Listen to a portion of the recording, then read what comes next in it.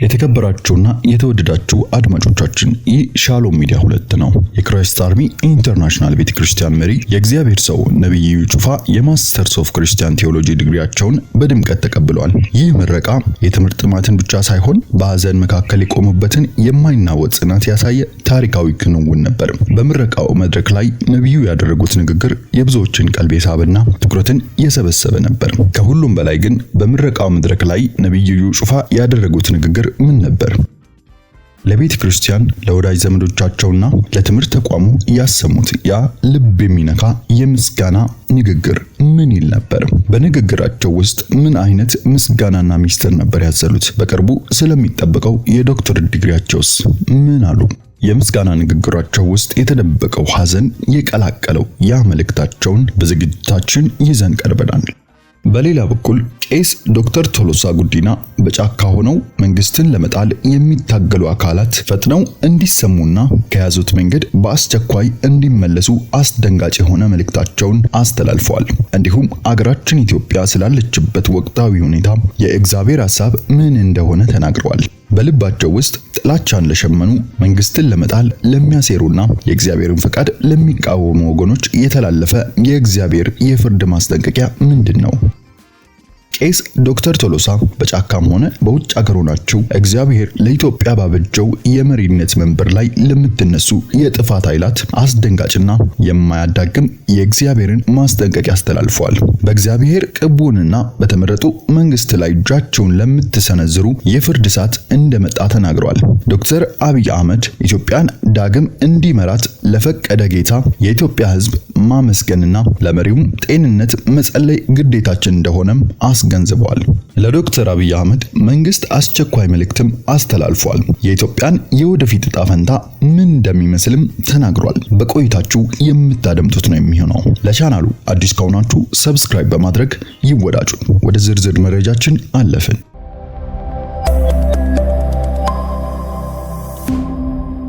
ባለፈው አንድ ዓመት ከ6 ወራት ውስጥ ነብዩ ኢዩ ጩፋ በህይወታቸው ትልቅ ፈተና ውስጥ ነበሩ። እጅግ የሚወዷት እናታቸው ወደ ጌታ ማረፍ ለሳቸው ብቻ ሳይሆን ለመላው ቤተሰባቸው ትልቅ የሐዘን ወቅት ነበር። በእነዚያ ቀናት ውስጥ የነበረው ጥልቅ ሐዘን ምረቃቸውን በአካል ተገኝተው እንዳያከብሩ እንቅፋት ሆኖባቸው ነበር። ሐዘንና ደስታ በአንድ ጊዜ አብረው ሊከበሩ አይችሉም የሚለው ነብዩ የሰውን ክብርና ስሜት የሚያስቀድም መሆኑን በተግባር አሳይቷል። ለትምህርት ተቋሙ ባቀረቡት ጥያቄ መሰረት ስነ ስርዓቱ ለዛሬው ዕለት እንዲዘገይ ተደርጎ ዛሬ በታላቅ ድምቀት በደስታና በምስጋና አክብረውታል። በምረቃው ስነ ስርዓት ላይ የተገኙት የኮሌጁ ፕሮፌሰሮችና መምህራን በሰጡት ምስክርነት ነብይ ኢዩ ጩፋ በትምህርታቸው ላይ ያሳዩት ትጋት እጅግ የሚያስደንቅ መሆኑን ተናግረዋል። በተለይም በጥናትና ዘርፉ የነበራቸው ትልቅ ግንዛቤ ለቀሩት ተማሪዎች ጥልቅ የሆነ አርአያ ሆኖ አልፏል። በዕለቱም ለተሰብሳቢው ማህበረሰብ ይፋ የተደረገው ጥናታዊ ጽሑፋቸው በዘርፉ ላይ ያበረከቱትና አስተዋጽኦ ምን ያህል ትልቅ እንደሆነ የሚያሳይ ነበር። የሚገርመው ደግሞ ነብዩ በአንድ ዲግሪ ብቻ አልተገመቱም። የትምህርት ጥማታቸው እንደቀጠለ በመሆኑ አሁንም የዶክተሬት ፒኤችዲ ትምህርታቸውን ያለማቋረጥ በመከታተል ላይ ይገኛሉ። በቅርቡም የዶክተሬት ዲግሪያቸውን እንደሚቀበሉም ተረጋግጧል። ይህ ደግሞ በቤተ ክርስቲያን ታሪክ ውስጥ ለሚመጣው ትውልድ ትልቅ ምሳሌ የሚሆን ነው። በዚህ ታላቅ ድል ላይ ሆነን መላው የክራይስት አርሚ ኢንተርናሽናል ቤተክርስቲያን የሥራ ባልደረቦች፣ አድናቂዎችና በአገር ውስጥም ሆነ በውጭ ሀገር የምትገኙ ቅዱሳን ለነብይ ኢዩ ጩፋ ከልብ የመነጨ እንኳን ደስ አላችሁ እንላለን። ነብይ ሆይ በትምህርት ጉዞም ያሳዩት ጽናት፣ በሐዘን መካከልም ያሳዩት የቆራጥነት ስሜት ለብዙዎች የህይወት ትምህርት ነው። አምላክ ለጀመሩት መልካም ሥራ መጨረሻውንም በድል ያሳምርሎ። በዶክተሬት ዲግሪውም እንደዚሁም በታላቅ ዝግጅት ጠብቀው እግዚአብሔር ጤናውና ጥበቡን ያብዛለው። ለቤተ ክርስቲያንና ለአገርም እያበረከቱ ላለው ታላቅ አገልግሎት ምስጋናችን የላቀ ነው። ነብይ ኢዩ ጩፋ በምረቃው መድረክ ላይ ባደረጉት ንግግር በመጀመሪያ የሁሉ ነገር መሰረት ለሆነው ለእግዚአብሔር ክብርና ምስጋናን አቅርበዋል። በመቀጠልም ለክራይስት አርሚ ኢንተርናሽናል ቤተክርስቲያን ቦርድ አባላት፣ ለጽህፈት ቤት ኃላፊዎች፣ አብሯቸው ለሚሰሩ የሥራ ባልደረቦች፣ ፓርትነሮች፣ በዓለም ላይ ለሚገኙ ወዳጅ ዘመዶቻቸው እንዲሁም ለኮሌጁ ፕሮፌሰሮችና ምሁራን ከልብ የመነጨ ታላቅ ምስጋናን አቅርበዋል። በአጠቃላይ ይህ ሰዓት የእግዚአብሔር ሰው ነቢይ ኢዩ ጩፋን መንፈሳዊ ጉዞ በሌላ ከፍታ ላይ ያሳረፈ ታላቅ ቀን ነበር። ለነቢይ ኢዩ ጩፋ ያለንን አድናቆትና ክብር እየገለጽን ይህንን ደስታ የምታካፍሉን አድማጮቻችን በኮሜንት መስጫው ላይ እንኳን ደስ አላችሁ በማለት መልካም ምኞታችሁ ግለጹ። እኔ ወደ ቀጣይ ወደ ያስኩት ዜና ተሸጋገርኩ።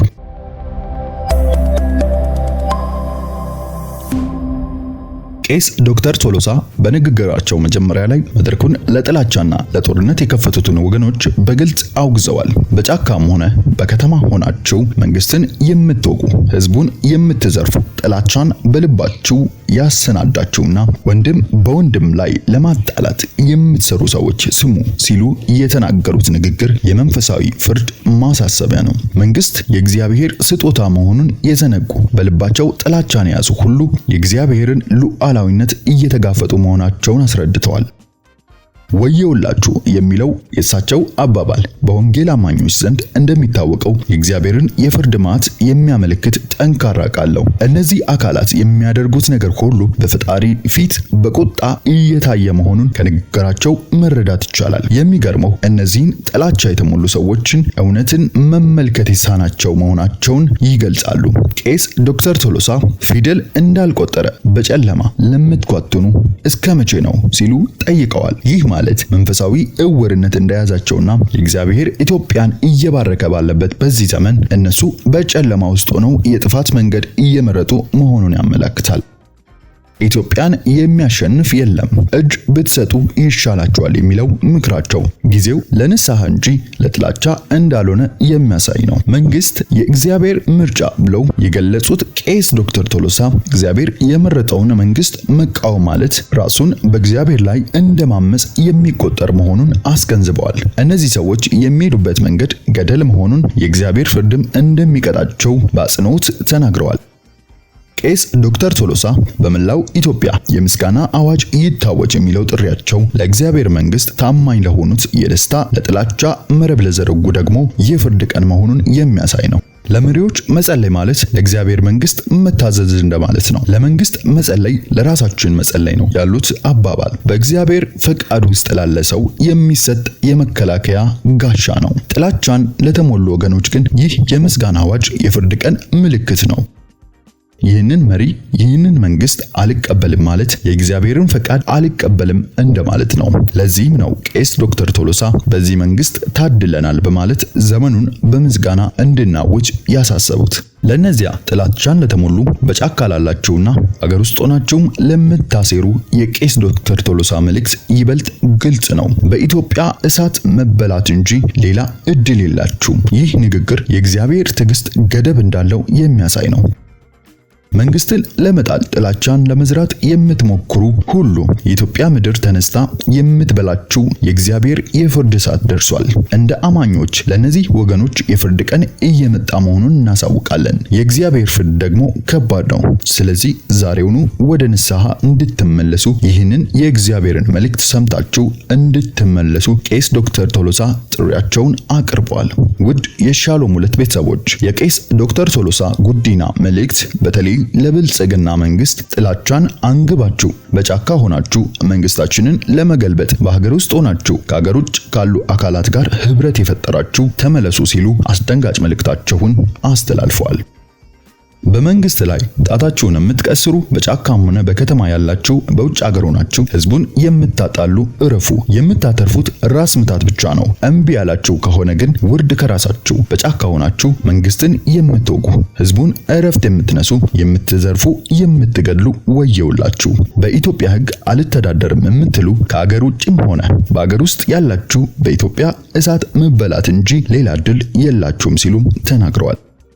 ፊደል እንዳልቆጠረ በህይወት ጨለማ የምትኳትኑ እስከ መች ነው? ኢትዮጵያን የሚያሸንፍ የለም፣ እጅ ብትሰጡ ይሻላችኋል። እግዚአብሔር የመረጠውን መንግስት አልፈልግም ብላችሁ በየፊናችሁ የምትፋንኑ መንገዳችሁ ገደል ነው ሲሉ መልእክታቸውን ያስተላልፉት ቄስ ዶክተር ቶሎሳ ጉዲና መልእክታቸውን ሲቀጥሉም ሀገራዊ ምርጫውን ለማደናቀፍ ከውጭም ሆነ ከውስጥ ሲሰሩ ለነበሩት መርዶ የሆነባቸውን አስደንጋጭ መልእክታቸውን አስተላልፈዋል። አክለውም በመላው ኢትዮጵያ የምስጋና አዋጅ እንዲታወጅ ለመንግስት ጥሪ አቅርበዋል። ዶክተር አብይ አህመድ ኢትዮጵያን ዳግም እንዲመራት ለፈቀደ ጌታ የኢትዮጵያ ሕዝብ ማመስገንና ለመሪው ጤንነት መጸለይ ግዴታችን እንደሆነም አስገንዝበዋል። ለመንግስት መጸለይ ለራሳችን መጸለይ እንደሆነም አትርሱም ብለዋል። በዚህ መንግስት ታድለናል፣ እናም ዘመኑን በምስጋና አውጁም ብለዋል። ለዶክተር አብይ አህመድ መንግስት አስቸኳይ መልእክትም አስተላልፏል።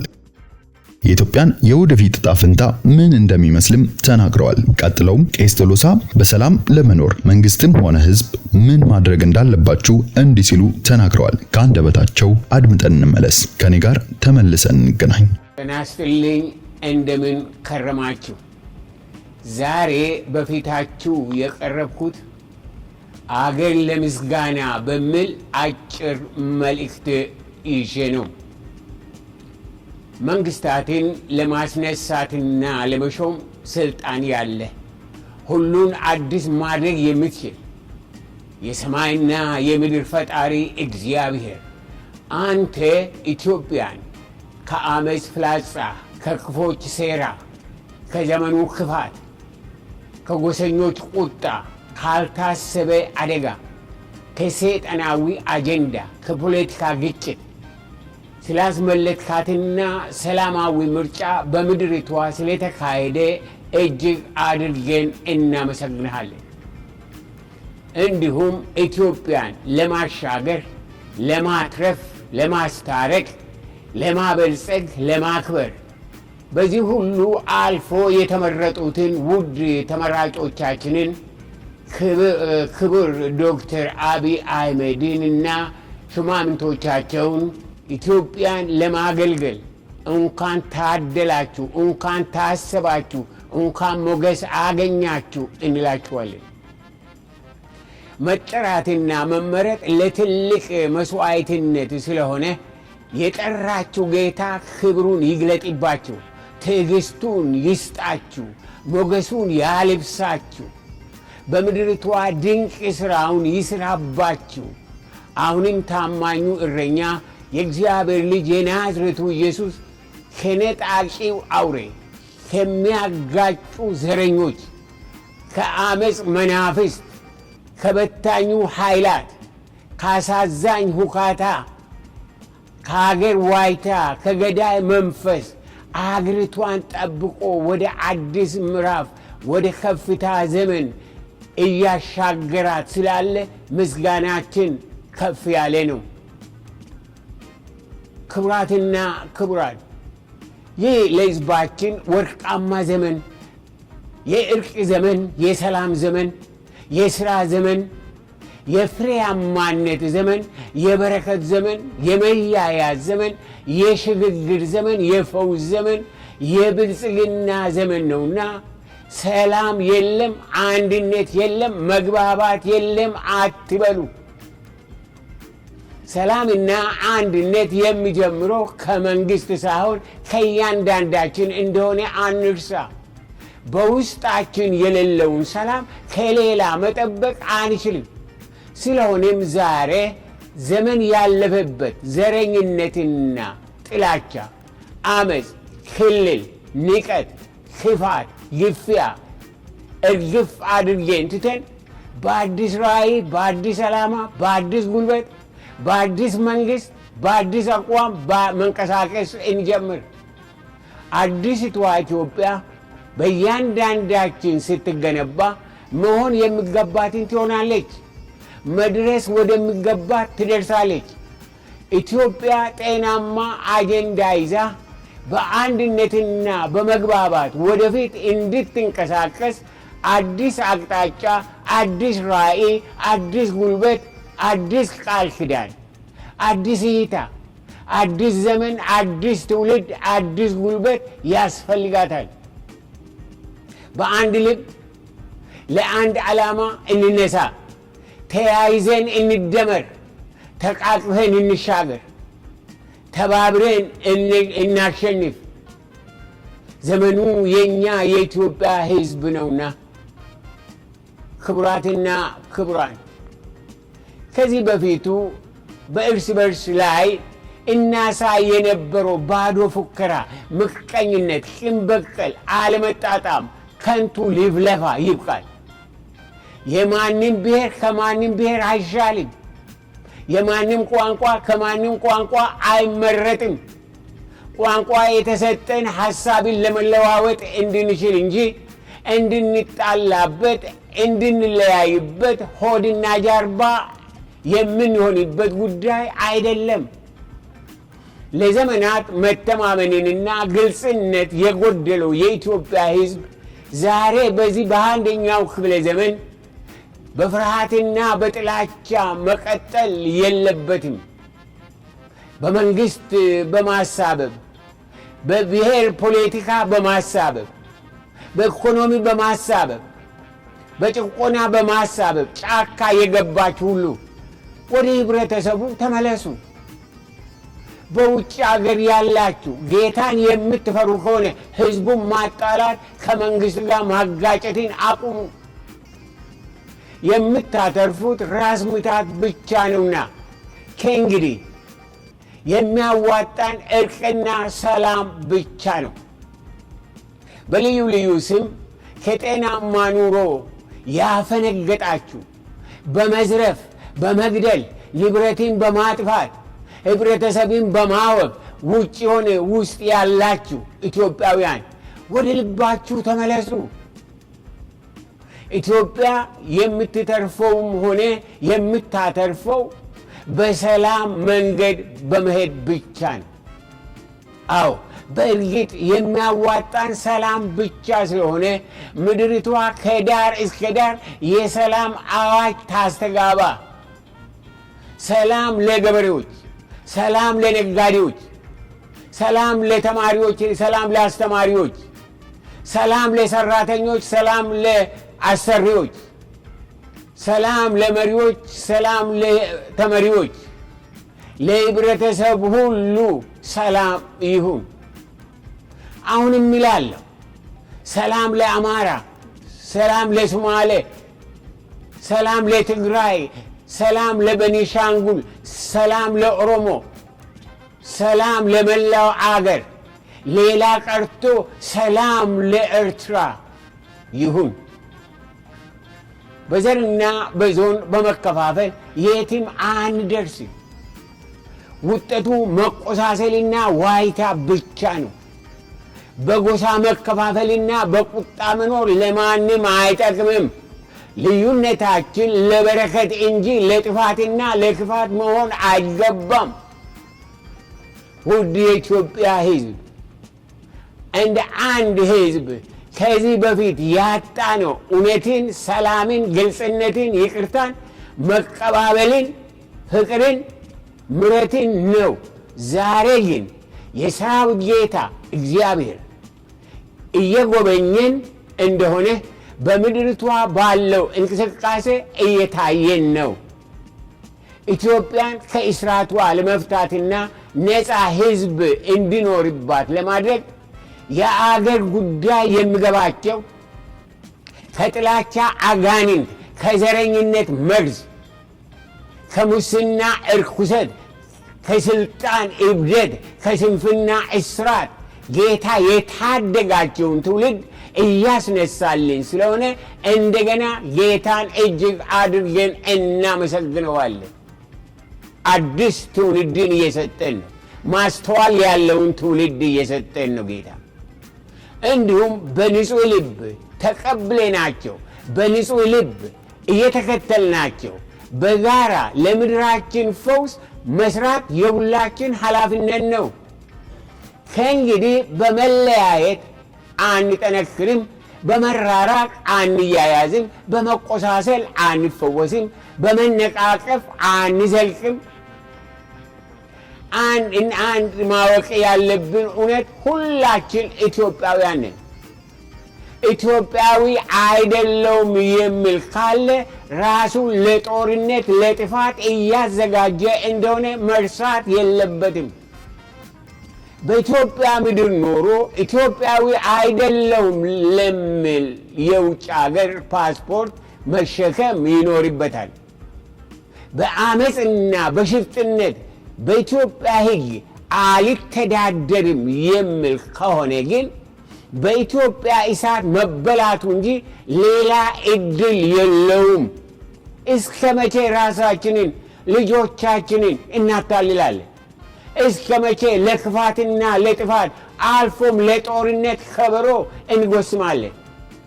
ፊደል እንዳልቆጠረ በሞት ጨለማ የምንኳትነው እስከ መቼ ነው? ኢትዮጵያን የሚያሸንፍ የለምና ልብ ብንገዛ መልካም ነው። 54 ሚሊዮን ለብሔራዊ ምርጫ የወጡ ውድ ኢትዮጵያውያን በዚህ ምርጫ ሐሳባቸውና አቋማቸው አንዱ እርቅና ሰላም እንደሆነ በማያዳግም ሁኔታ ለመላው ዓለም አስመስክረዋል። ይህም የሕዝቡን በጎ ፈቃድና እንቅስቃሴ የሃይማኖት ተቋማት ሆነ መንግሥት አጽንዖት ሰጥቶት በሥራ እንዲተረጉሙ አገር አቀፍ የእርቅና የሰላም ቀን እንዲያውጁ በአክብሮት እንጠይቃለን። እንግዲህ እንደ አዲስ ምዕራፍ እንደ አዲስ መንግሥት መታሰብ ያለበት ምንድን ነው ብለን እንጠይቅ ይሆናል። አንደኛ፣ ምንጊዜም የእግዚአብሔር መንግሥት ጽድቁን ማስቀደም የፈጣሪ መንገድ ነው። ኢትዮጵያ በሁለመናዋ ለፈጣሪዋ ቅድሚያን እንድትሰጥ የሁላችን ፍላጎትና ጸሎት መሆን አለበት። ጌታ ካልቀደመ መንገዱ ገደል ነውና በልዑል መጠጊያ የሚኖር ሁሉም በሚችል አምላክ ጥላ ውስጥ ያድራል ተብሎ እንደተጻፈ በልዑል መጠጊያ እንደር። የኢትዮጵያ ዕጣ ፈንታ ዛሬም ሆነ ነገ በፈጣሪ እጅ ነውና። ሁለተኛ፣ እርስ በርሳችን እንዋደድ፣ ሌላውን ከራሳችን ማስቀደም እንማር። እውነተኛ ፈውስ በምድራችን ለሕዝባችን የሚጀምረው ሌላውን ከራሳችን ማስቀደም ስንጀምር ነው። መቀባበልና መዋደድ ለዘመናት ታሪካዊ ጦርነታችን መፍትሄ ይሆናል። ጌታ ማስተዋልን ይስጠን። ሦስተኛ፣ የምሕረት ሰዎች እንሁን። የጎዱንን ይቅር እንበል፣ ለሚጠሉን መልካም እናድርግ። ዘመን ያለፈበትን ታሪክን በመቁጠር በዘር ማንዘር በደል እየተካሰስ መተላለቅ አይገባንም።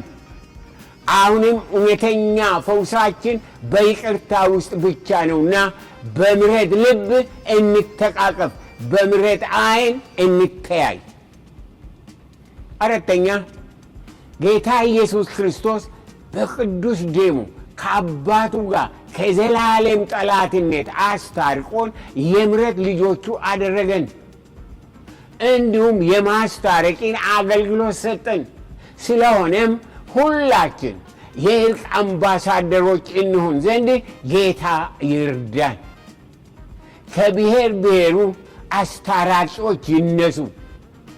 ውድ የኢትዮጵያ ሕዝብ፣ ለትንሹም ለትልቁም የእርቅ መልእክተኞች መሆን ለአገር ፈውስ ነውና ጌታ የማስታረቂን ጸጋ ያብዛልን።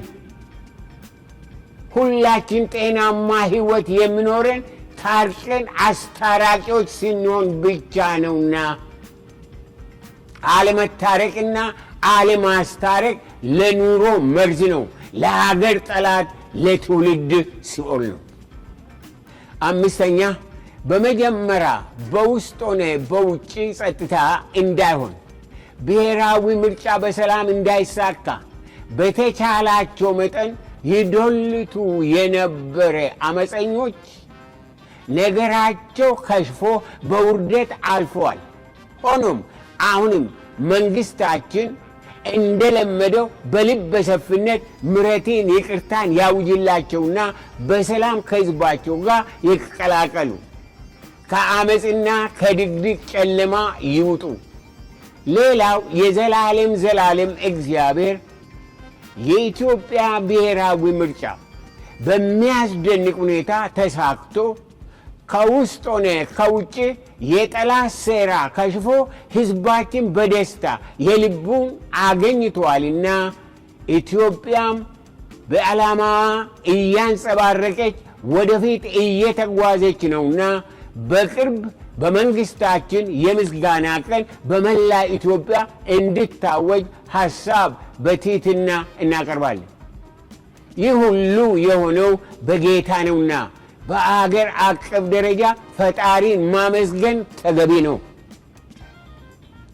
ስድስተኛ፣ ከሁሉ በላይ በአሁኑ ጊዜ ኢትዮጵያን ይመራ ዘንድ እንደገና ለተመረጠው መንግስት የሰራዊት ጌታ እግዚአብሔር ማስተዋልን፣ ዕውቀትን፣ ምርትን፣ ጥበብን፣ ትዕግስትን፣ ችሎታን፣ ጥበቃን ሁሉ ያበዛልን ዘንድ መጸለይ የሁላችን ኃላፊነት ነው።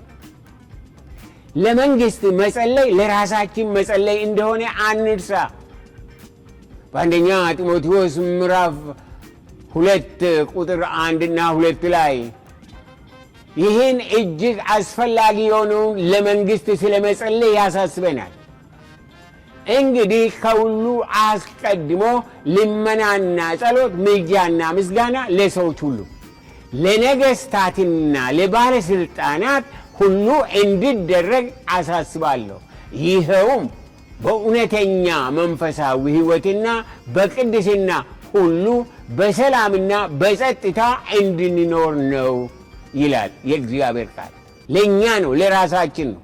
በሰላም በቅድስና እንድንኖር መጸለይ፣ ለመንግስት መጸለይ፣ ለራሳችን መጸለይ፣ ለሕዝብ መጸለይ ያስፈልገናል። ውድ ወገኖቼ፣ ይህ የኢትዮጵያ ዘመን ነው። መሪዎቻችንም ዘመኑ ያመጣቸው ልጆቻችን ናቸው፣ ከውጭ የመጡ አይደሉም። እኛም በዚህ ታሪካዊ እንቅስቃሴ እንካፈል ዘንድ የምድሪቷን የዘመናት እብደት እንድናስወግድ እግዚአብሔር ዕድል ስለሰጠን እጅግ አድርገን እናመሰግነዋለን። ታድለናልና ዘመኑን በእልልታና በምስጋና እንዋጀው። ሆኖም በእውነተኛ ሰላም ለመኖርና ለመቀጠል መንግስትም ሕዝብም ማወቅ ያለብን መለኮታዊ መመሪያ በእግዚአብሔር ቃል አለ። ስለ መንግስትና ስለ አመራር እግዚአብሔር ለዓለም ሕዝብ ሁሉ የሰጠው መታዘዝ ያለበት መለኮታዊ ትእዛዝ አለ። ልብ አድርገን እንስማው፣ ከእግዚአብሔር ነውና። ይህን አለመስማትና አለመረዳት፣ አለመታዘዝም ከባድ ዋጋ ያስከፍላልና። ይህን ከሮሜ መልእክት ምዕራፍ 13 ከ1 እስከ 7 ባለው እንመለከታለን። ከእግዚአብሔር ቃል ማለት ነው። ይሄ የሰው አይደለም፣ የእግዚአብሔር ነው። ማንኛውም ሰው በስልጣን ላሉ ሹማምንት መገዛት ይገባዋል፣ ከእግዚአብሔር ካልሆነ በቀር ስልጣን የለምና። ያሉትም ባለስልጣናት በእግዚአብሔር የተሾሙ ናቸው። ስለዚህ በባለስልጣን ላይ የሚያምፅ በእግዚአብሔር ሥርዓት ላይ ማመፁ ነው። ይህን የሚያደርጉትም በራሳቸው ላይ ፍርድን ያመጣሉ። ገዢዎች ክፉ ለሚሰሩ እንጂ መልካም ለሚያደርጉ የሚያስፈሩ አይደሉምና። ባለስልጣንን እንዳትፈራ ትፈልጋለህን? እንግዲያስ መልካሙን አድርግ፣ እርሱም ያመሰግንሃል። እርሱ ለአንተ መልካሙን ለማድረግ የእግዚአብሔር አገልጋይ ነውና። ነገር ግን ክፉ ብታደርግ ፍራ፣ ምክንያቱም ሰይፉን በከንቱ አልታጠቀም።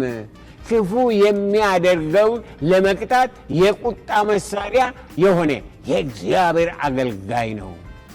ስለዚህም ቅጣትን በመፍራት ብቻ ሳይሆን ለሕሊና ሲባል ለባለስልጣናት መገዛት ተገቢ ነው። ግብር የምትከፍሉትም ደግሞ ለዚሁ ነው። ባለስልጣናቱ በዚህ ተግባር ላይ የተሰማሩ የእግዚአብሔር አገልጋዮች ናቸውና ለእያንዳንዱ የሚገባውን ስጡ። ግብር ከሆነ ግብርን፣ ቀረጥ ከሆነም ቀረጥን፣ መፈራትም ለሚገባ መፈራትን፣ ክብር ለሚገባው ክብርን ስጡ።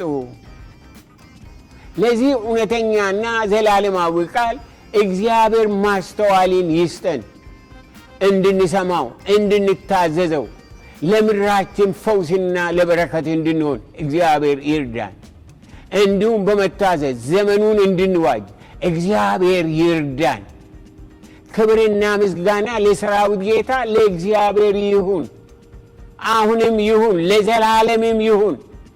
ሕዝብ እግዚአብሔር ይፈውስህ፣ እግዚአብሔር ይፈውሰን፣ እግዚአብሔር ያገናኘን። እግዚአብሔር አንድ እንድንሆን አንድ ልብ፣ አንድ መንፈስ፣ አንድ ጸጋ፣ አንድ ሙላት በጌታ በኢየሱስ ክርስቶስ ስም ይስጠን።